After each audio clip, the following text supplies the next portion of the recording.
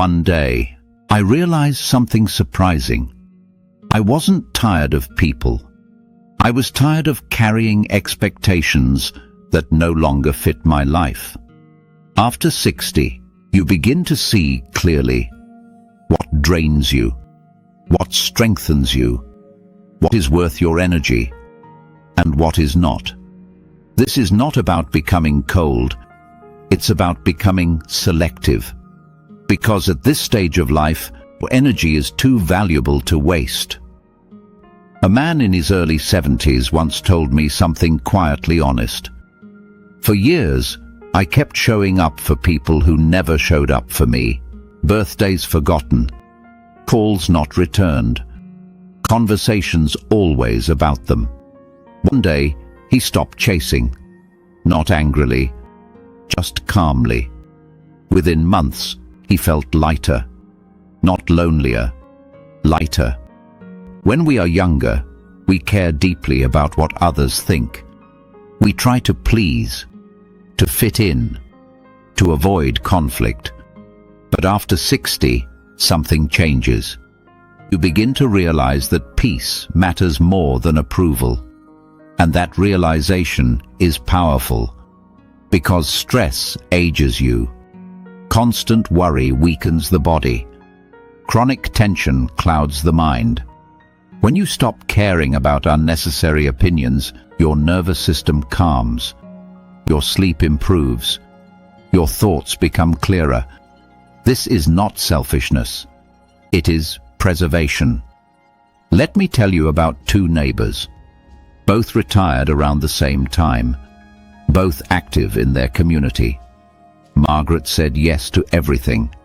Every committee. Every family demand. Every social request. Even when she was exhausted. Daniel chose differently. He stayed kind, but he set limits. If something drained him, he declined politely. If someone repeatedly disrespected him, he stepped back. 10 years later, Margaret was constantly tired, often resentful, frequently overwhelmed. Daniel was not isolated. He simply kept a smaller circle. He walked daily, met a few close friends regularly, had energy left for his grandchildren. The difference wasn't personality, it was boundaries. After 60, time feels different. You become aware that your energy is not endless, so you begin to ask better questions. Does this relationship add strength or take it away? Does this conversation leave me calmer or unsettled? Does this commitment support my health or strain it? When you stop caring about pleasing everyone, you create space for what truly matters. And that space protects your independence. There is something few people talk about. Emotional stress affects physical strength. If you constantly feel criticized, used, or dismissed, your body carries it. Your shoulders tighten. Your sleep shortens. Your motivation fades. Over time, you move less. And when you move less, you weaken. Stopping unnecessary emotional strain is not dramatic. It is practical. You are protecting your capacity. At 68, Linda felt overwhelmed by extended family expectations. She was the reliable one, always hosting, always organizing, always solving problems. She rarely rested. Eventually, she noticed something. Her knees hurt more. Her patience shortened. Her joy faded. So she made a small change. She said, "I can't this time, not with anger, with calm clarity." At first it felt uncomfortable, but within months she had more time to walk, more time to cook properly, more time to read. Her body felt stronger. Her mind felt sharper. She didn't stop caring about people. She stopped carrying what wasn't hers. When you say, "I stopped caring about people," what you often mean is, I stopped chasing approval. I stopped tolerating disrespect. I stopped explaining myself endlessly. And that shift changes your posture. You stand straighter. You speak more slowly. You move with intention, because you are no longer scattered. Now think about your own life. Are there relationships that quietly exhaust you? Conversations that leave you uneasy? Obligations you accept out of guilt? After 60, guilt is expensive. It costs energy.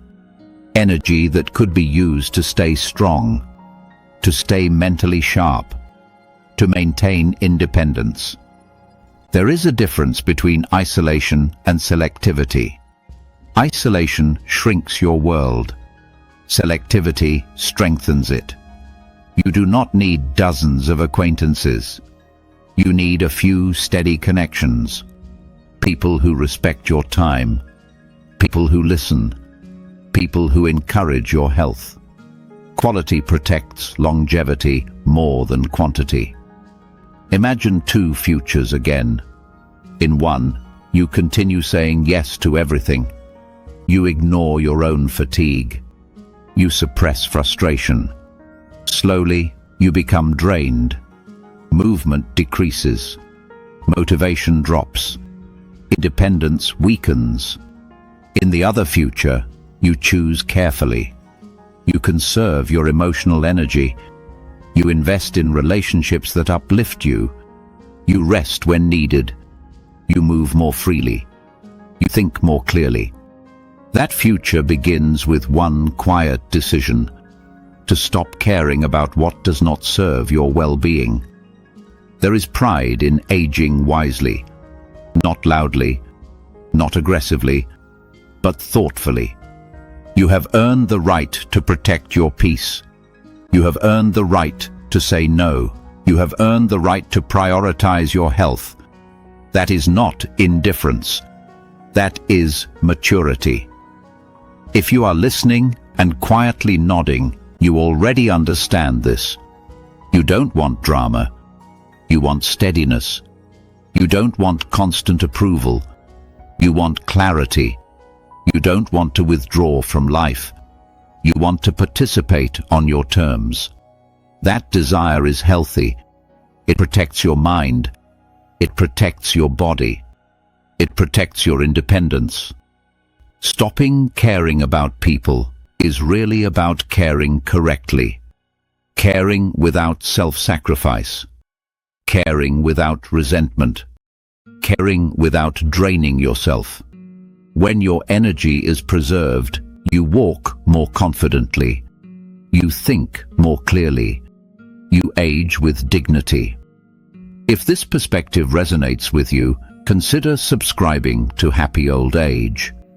Here, we talk about practical ways to protect your strength, your clarity, and your independence, so that the years ahead feel intentional, calm, and fully yours. Because aging well is not about withdrawing from life. It is about choosing it wisely.